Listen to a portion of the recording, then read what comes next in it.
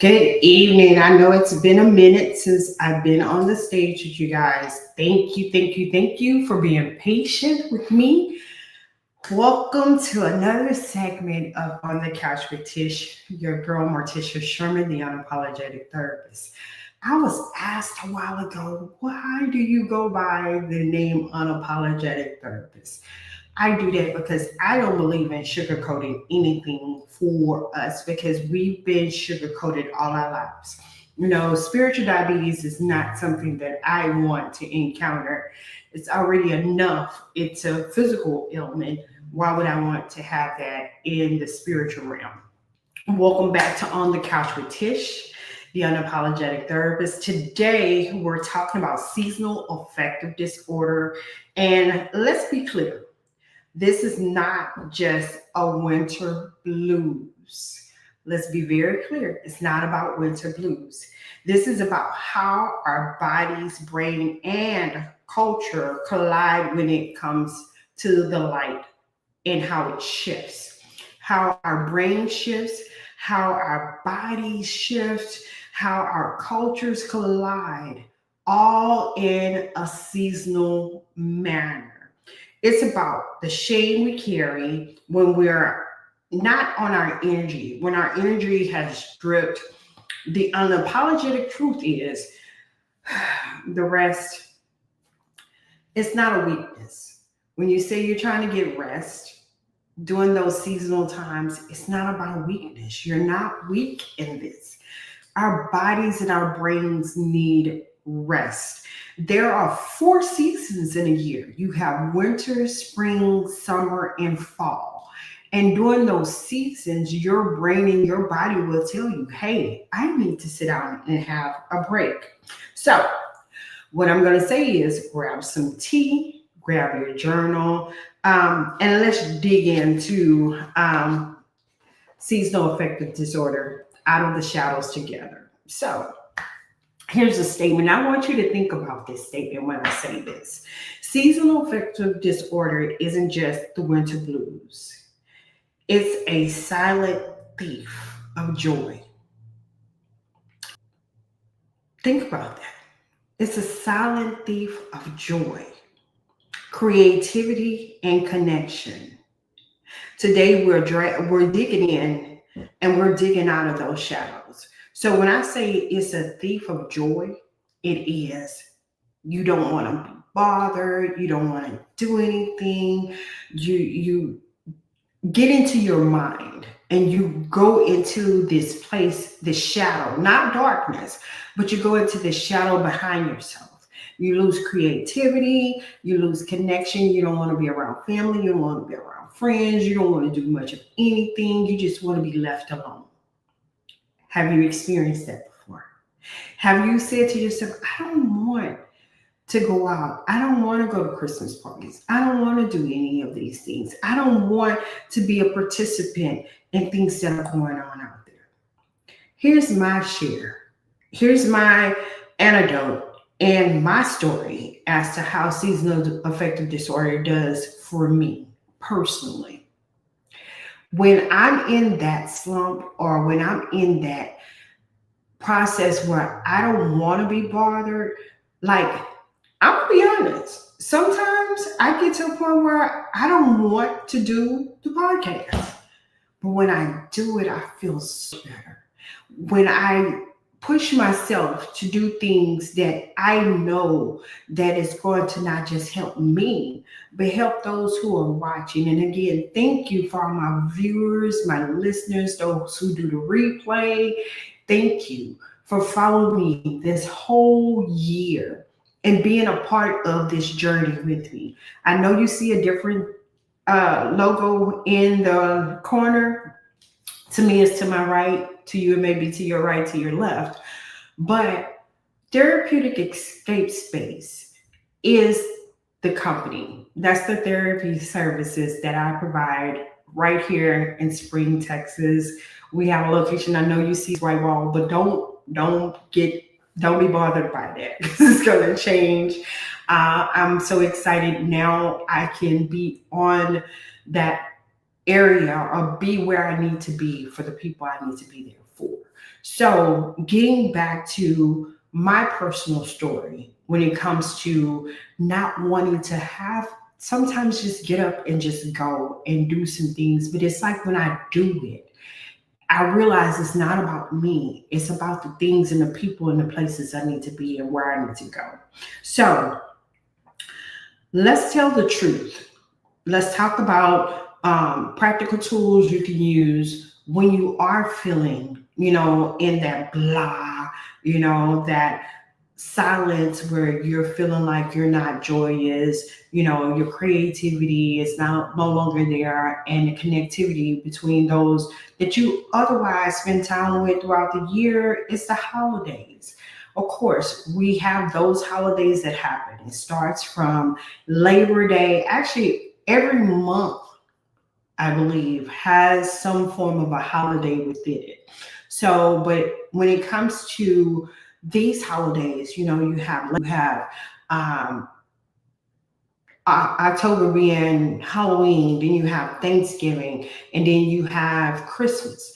When we think about most of these holidays that we gather with family, and it can be Mother's Day, Father's Day, 4th of July, Thanksgiving, and Christmas. During those times, joy is gone because somebody in the family is no longer with us in that year, or something has transpired within the family and no longer wants to talk to anyone. Those things are your silent killers. Those things that you don't want to be around family.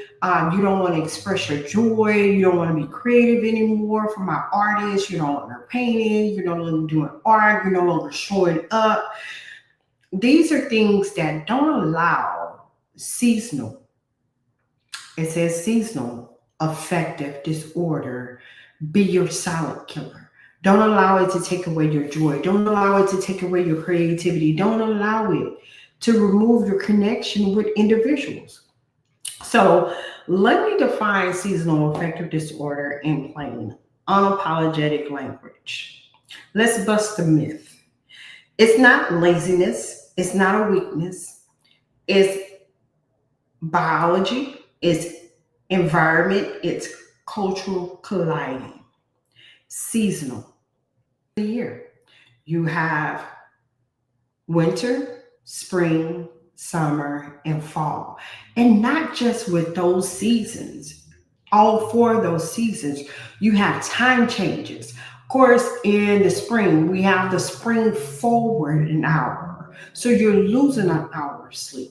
Then in the winter time and the fall time, you have the fall back an hour. So you're falling back that hour that you thought that you had been gained in the springtime, and here it is now, the fall. You lose that extra hour. So then it becomes a thing of where you're like, okay, where am I? What is going on? Have you ever just in a day just had that blah, like, ooh, I don't know what to do, how to feel, where I'm coming from, whatever, because seasons change and our bodies, our brains are just like those seasons. They change. They have to reconform to whatever it is the season that we're in. We know in the spring, what we used to say as kids, April showers bring May flowers. Okay. April showers, if it's constantly raining all the time and all the rain is there, then you start feeling like, oh, I can't go outside. I can't do this. Oh, what do I do next? I don't want to get wet. I was invited to go to an event. Oh, I don't want to go to the event because I don't want to get wet. I don't want to do this. So then you have the 4th of July, which kicks off the summer. Oh, it's hot outside. Unless you own that thing of that what is they call a summer body, whatever that thing is. We should love our bodies and what it's doing. We should love on our bodies. So then you have the fall time. When it's fall outside, okay, then it starts getting cool and the weather starts getting this way, and then your mood starts changing. And then you sit up there, why do I feel this way? Why is it fall? Why am I doing this? Why is it, you start questioning yourself. And of course, you got winter. Winter. it gets cold and you're like, I don't want to go to the cold. I don't want to be outside in the cold. I don't want. So again, don't allow the seasons to cause you to go into silence. You deserve to be out here. I don't want to say hot girl summer. Don't do the hot girl summer. Don't, because, all these things, society, hot girl summer, guys with the gray shorts or whatever, the warm up shorts. Be your authentic self. Be creative. Connect with the people that you need to connect with. I'm all about building community. Community does help you continue to thrive and not be silent. I have two queens in my corner. And besides my daughters, okay, those are my princesses. But the two queens in my corner, when I say that when I have that blah moment, I can call them. And it be like, what? What you say? No, you didn't. Okay, let's get through this. Let's grow through this. So when you have that community and you can build that community and allow people to help you not be silent during this season. Because again, this is a season. We're in the winter. It's December. So when we begin to persevere and we see that, okay, I'm in a season of I just don't want to be bothered. Well, again, go. Even when you don't want to go, get out there and do whatever it is that you need to do to bring your joy back. Do what you need to do to be creative. Wintertime is the best time. You got leaves on the ground. You can pick them up. If you want to decorate them, put them on the tree. If you have a Christmas tree, I only put up a tree now whenever my kids come in. But other than that, I still do not allow seasons to dictate or determine my joy, my creativity, or even how I connect with others. So I'm going to share something with you as I invite you to pause and do a self-check. How does your energy shift when seasons change?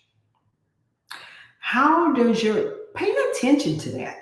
Pay attention to how your energy shifts whenever a season changes.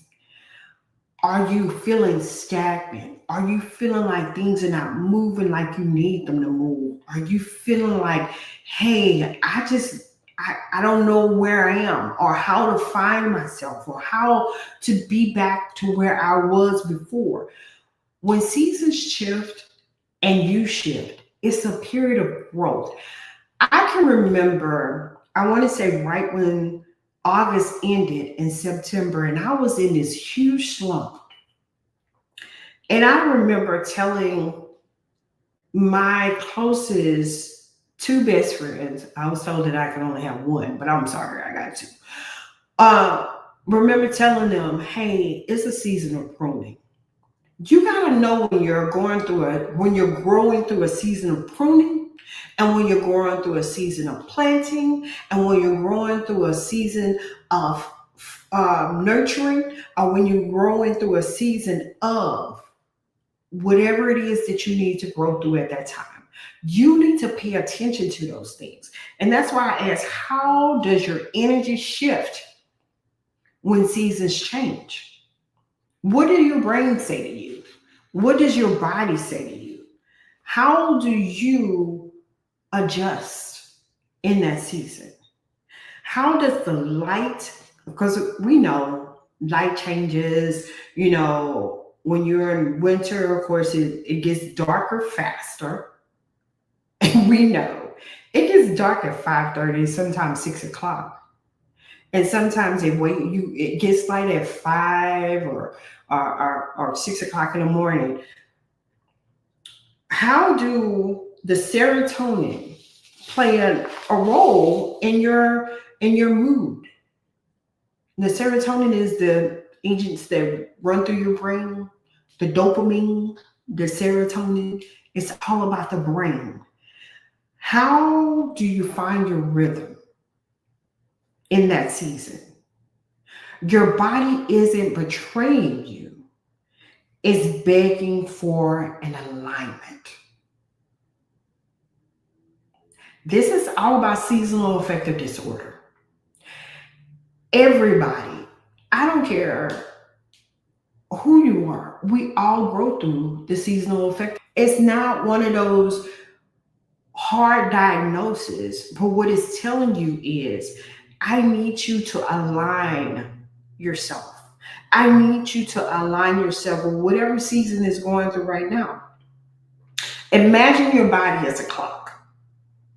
We see how the spinning clock goes. We see how the hand on the clock, if you have one of those digital clocks or one of those old school clocks, where there's this part of the clock. It's a thin part, but it rolls around the clock to determine that every 60 seconds of the clock. Where is it ticking too slow in your life? Where is it ticking too fast in your life? And where is it out of sync in your life? Pay attention to those things. It's not anything wrong with it. It's just your body saying, I need to realign myself to what's going on with the seasons. Because your winter deserves more than silence, it deserves a revelation, not just your winter. A lot of people think of this time of the season, oh, it's cold, I just, no. And then family is gone and losing loved ones. And if you don't know, I am a grief specialist. I specialize in grief unapologetically. And I love to sit down and talk to individuals who are processing grief. Now, I'm going to tell you something at the end of the show that's going to be very disruptive. And if you're for it, you're for it. You can follow. If not, I get it. I understand. Not everybody. I am for everybody, but I'm not everybody's cup of tea. I get that. You can't always drink from everybody's cup. So let's talk about how seasonal affective disorder intersects with stigma, productivity in a culture, and identity. How does it address communities of color, creativities, and caregiving during seasonal affective disorder differences? What happens when a culture that worship hustle collides with seasons that demand rest? That's a good one. What happens when a culture that worship hustle, mean I gotta get out here, I gotta get it, I gotta get it, I gotta do this, I gotta do that, I gotta run all over the place, I gotta move. With a season that says rest. Do you ever pay attention to your body and your mind when it says, I need to rest? Do you ever pay attention to those things, those triggers, not red flags? Because I am a life coach. But even with being a therapist, I use the word triggers. Are you paying attention to those triggering behaviors that's causing you to not pay attention that your body needs rest? That you gotta go, that you gotta hustle. You gotta do this. Even a squirrel knows how to go out there and grab the acorns or the nuts and go stir them up for a day like that. Even an ant, a little small ant, knows how to go out there and make things happen. So when the season is time for their body to rest, they know how to rest. Humans, we still haven't mastered that art yet. Well, we can pay attention to our bodies and pay attention to our mind as saying, hey, I need to sit down for a second. But we feel like if we don't do, we don't have. And that's not true. Take up on the mindset of that squirrel. Take up on the mindset of that ant. They can go out there and do the work. And then after doing the work, you've had enough stored up to cover those days. when you just need to rest.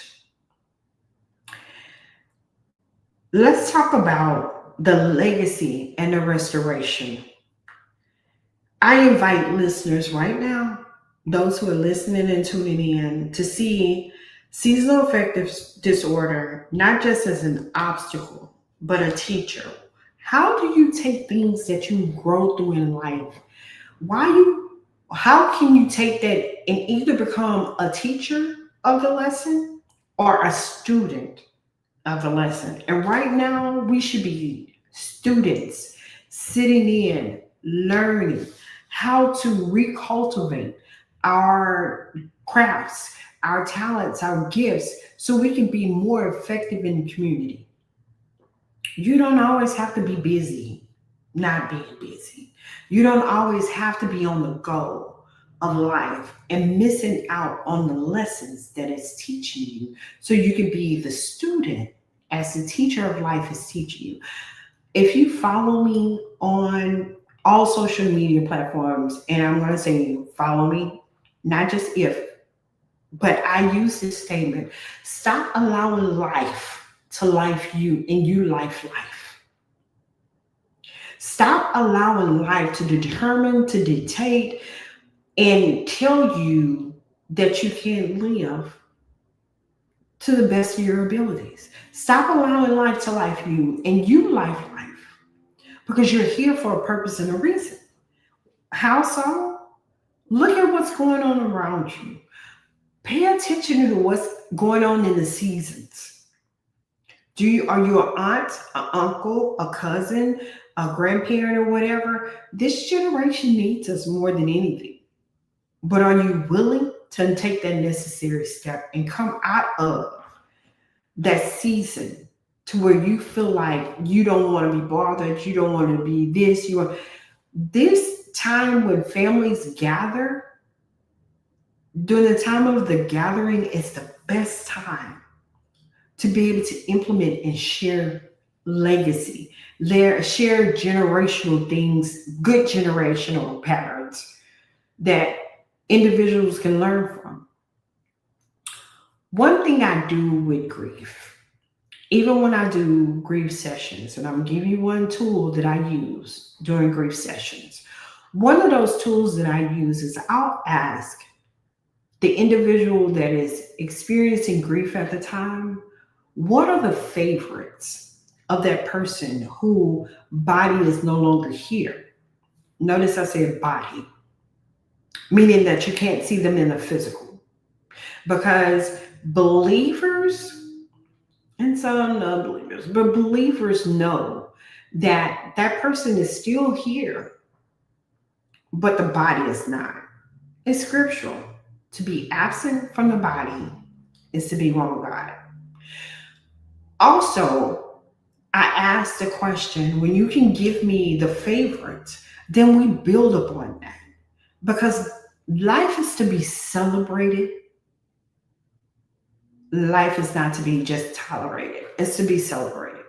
So I recall saying in one thing, I was sitting with some individuals, and the statement was, we're to cry when a baby is being born, and we're to rejoice when a loved one leaves. How so? Are you saying this, unapologetic therapist? How so? How am I to cry when a baby is being born, but then I'm supposed to celebrate when somebody leaves? You're crying when a child is born because that child is going to experience some things in life that you've already experienced. They're going to live this life here, and they call it hell on earth. But you can change the trajectory of that. But to cry when a child is born and rejoice when somebody leaves depends on why they leave. Was it because of illness? They're no longer suffering anymore? Is it because, different things may have transpired that you are happy that they are not growing through that season anymore? Prime example for me, my mom passed in 2017. And We may have not had the best mother-daughter relationship, but I was able to see my mom grow through some things. And when my mom left, my kids would tell you, I walked into my mom's service, and one of my daughters was like, "Mom, you made if Migos had to create a video with you walking inside of this funeral service, you were bad and bougie." And I was like, "I saw never heard the song before until they told me, and I had to go pull it up." I rejoiced because my mom didn't have to suffer anymore. My mom was the matriarch of our family. But to see her in the time that I did and being in that room with her the day that she took her last breath and me being the only person in there, I had to make amends with my mom. Even if we didn't get along, I was still able to tell her I loved her for the love that she gave me, that she only knew how to give me that love. My mom loved me from what she knew and how she learned how to love. So when it came to now, when I'm growing through these seasons, I can rejoice about my mom.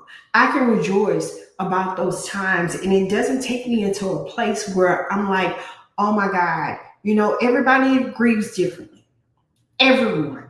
Do not ever allow anybody to tell you how to grieve during any season of your life, ever, because they never had that relationship that you had with that person. For sons, for daughters, for aunts, for uncles, for cousins, for sisters, all of that. Think about how old you were or how old you are when that person body is no longer here. Think about that. I thought about that. I was a part of my mom. I believe when my mom passed, which is going on, I believe, 9 years. And if I subtract those 9 years from me being 54 right now, I was 45. So I had an opportunity to enjoy my mom, enjoy her cooking, enjoy the things that she did, even though we clashed. But I had an opportunity to enjoy her and celebrate her. So because it's winter time and because the seasons are changing, I really need you to tune in and think about what's going on. Your body is not betraying you. It's begging for alignment in this season. What happens when the season arrives and you're seeing these and you're missing your loved ones and this? Journal. I suggest journaling. Write down one way you resist rest from your body when you're knowing that you are dealing with some things in the season, and one way you can honor it. We forget to celebrate milestones. We forget to celebrate a lot of different things that we're growing through. So, I know I talked about grief. I know I talked about seasonal affective disorder because a lot of times people equate that with that, but it's not that. Seasonal affective disorder is just that. It's your brain, your body is saying, I need to rest. I need to rest my mind. Our bodies are just like seasons. It changes. It changes.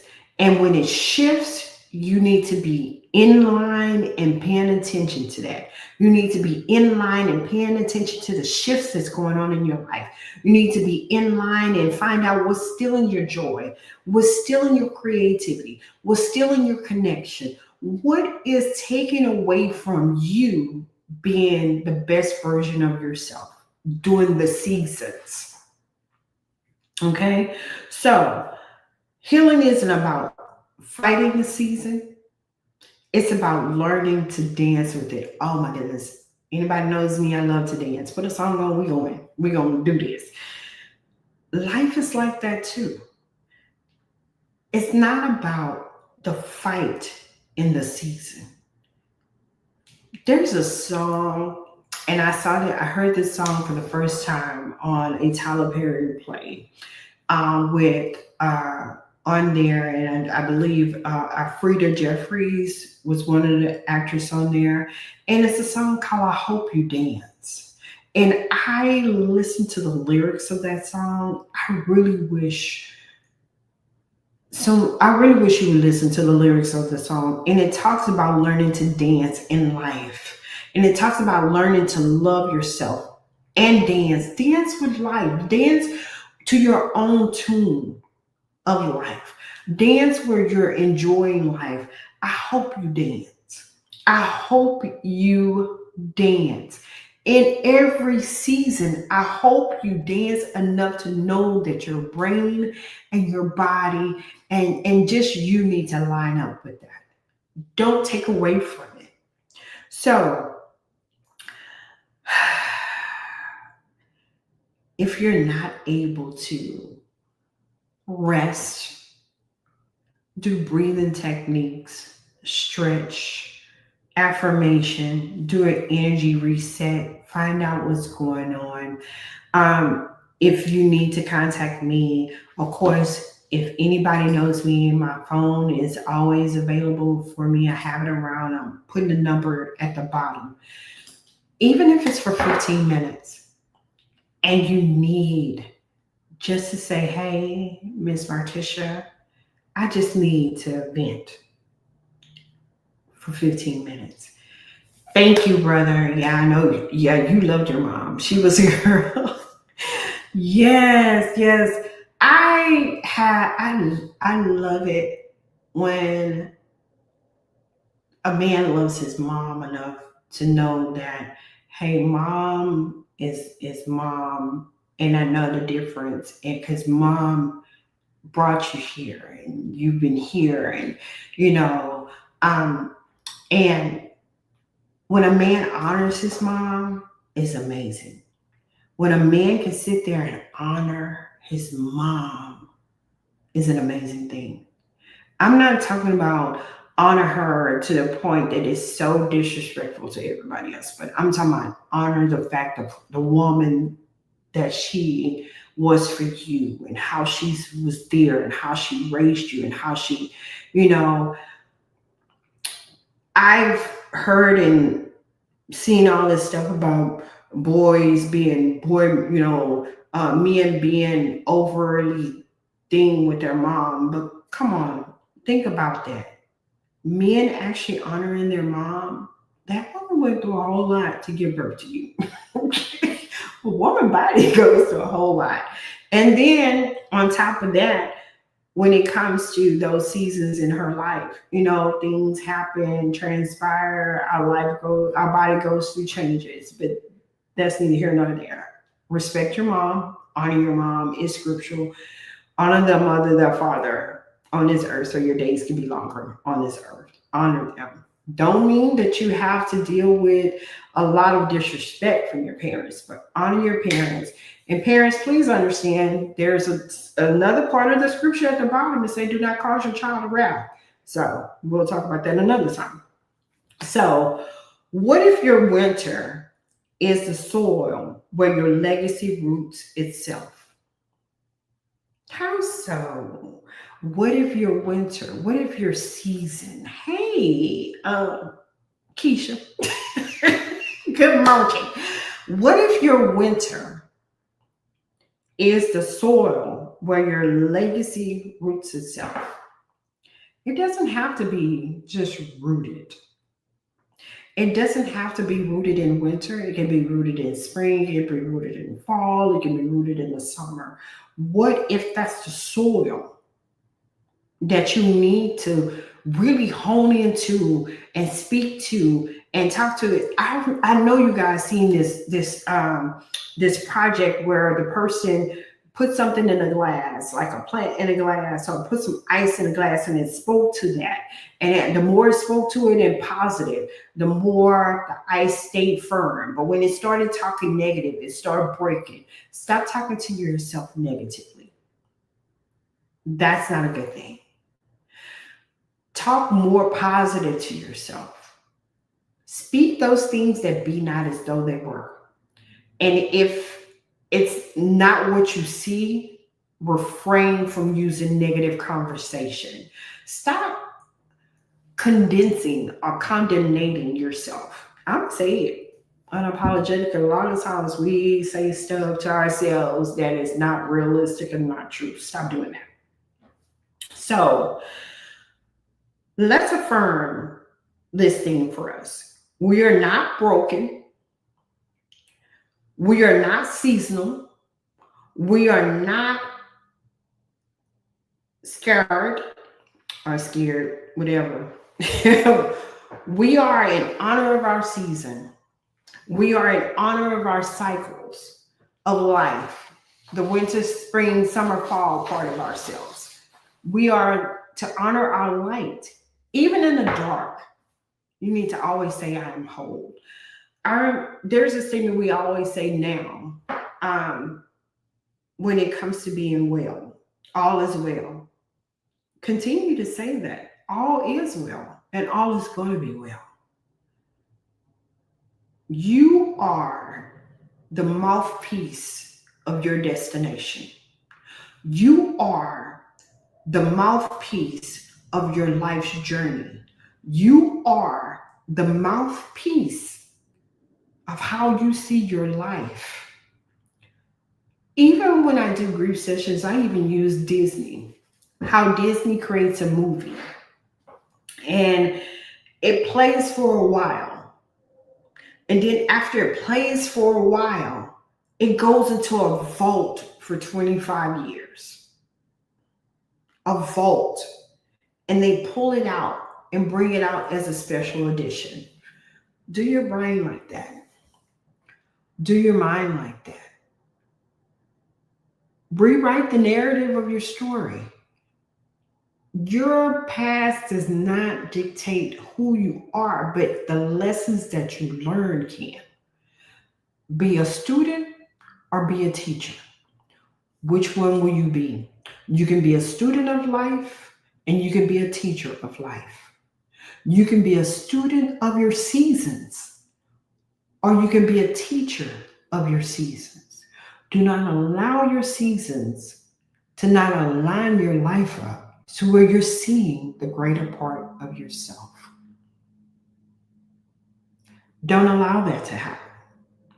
So tools you can use to live by. Journaling is one.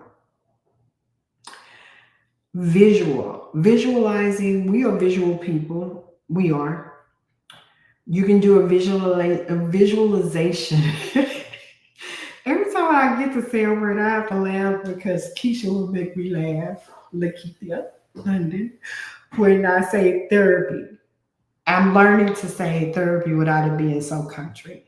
But that's the country version of myself. But I know she do that out of love and out of light for me. It's a joke that we have. But I enjoy it. Do some affirmation cards for yourself.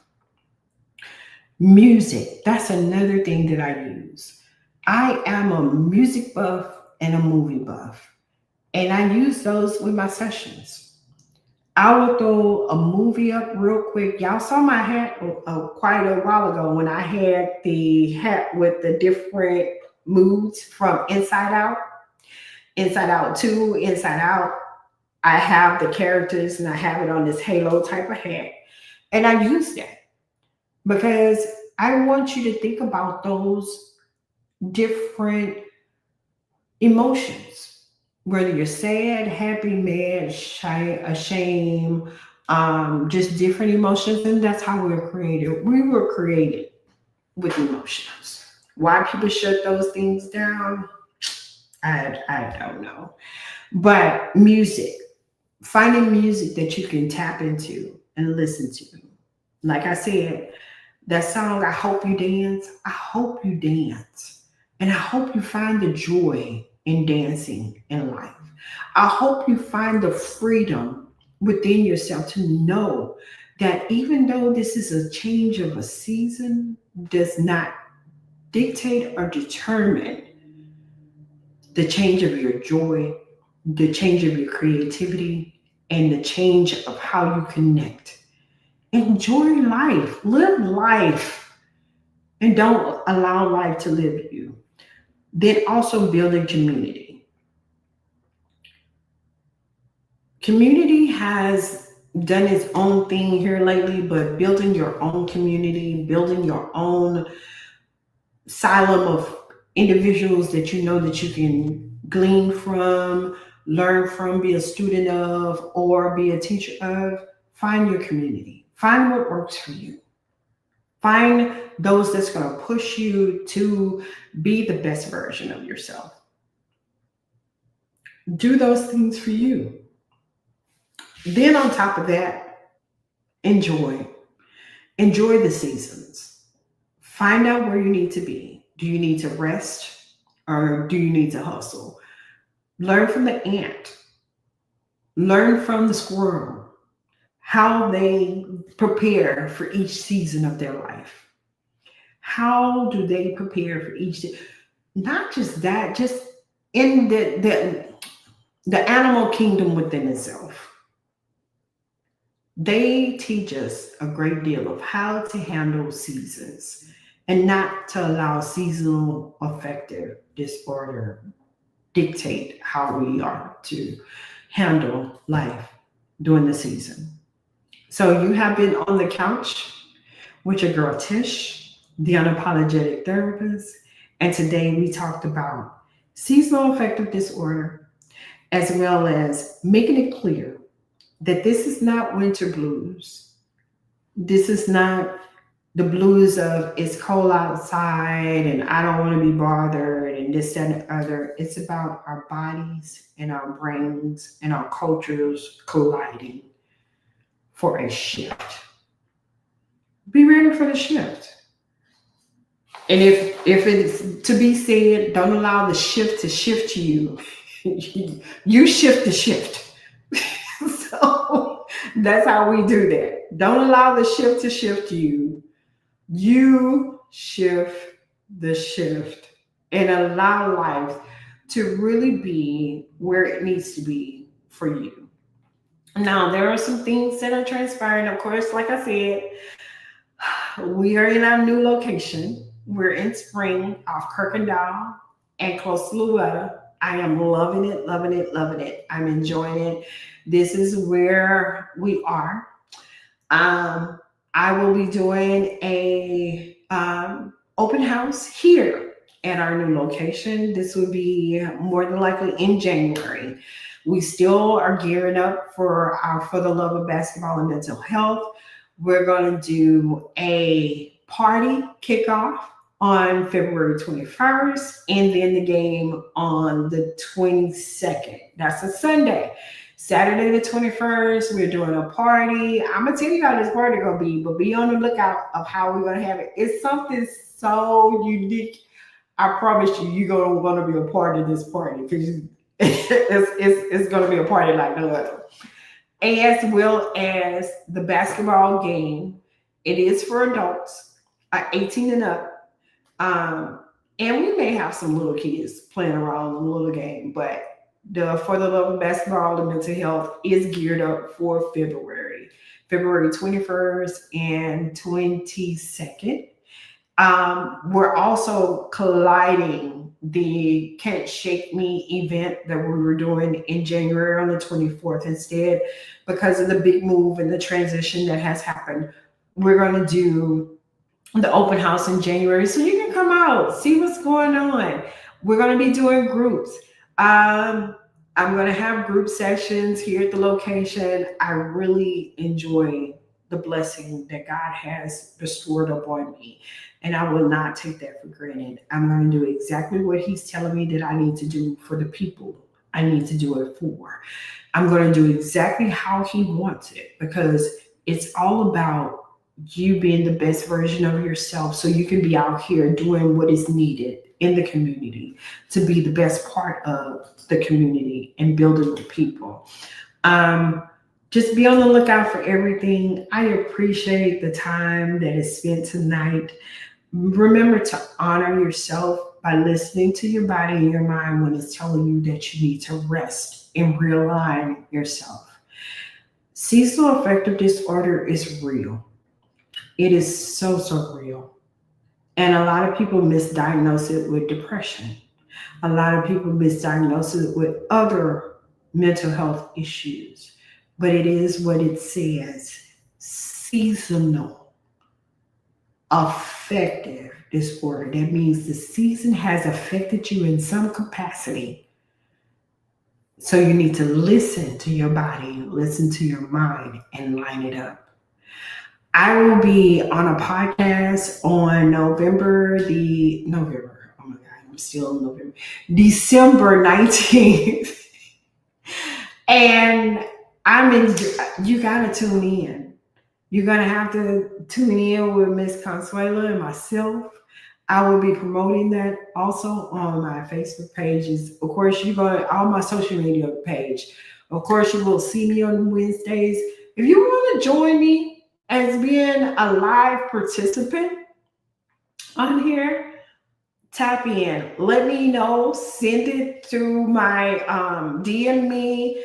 If you know me personally, you have all of my phone numbers. Text me. Let me know you want to be a participant here on this podcast and come through unapologetically. We all got a story to tell, but are you willing to tell it? That's the thing. So you already know your girl, and my statement is always the same. When you know better, you do better, and you respond differently. It has been an amazing night sitting here as I am a guest on your podcast, on your show. It is your girl, Morticia Sherman, living life and enjoying every moment that I can. Have a great night. See you next Wednesday.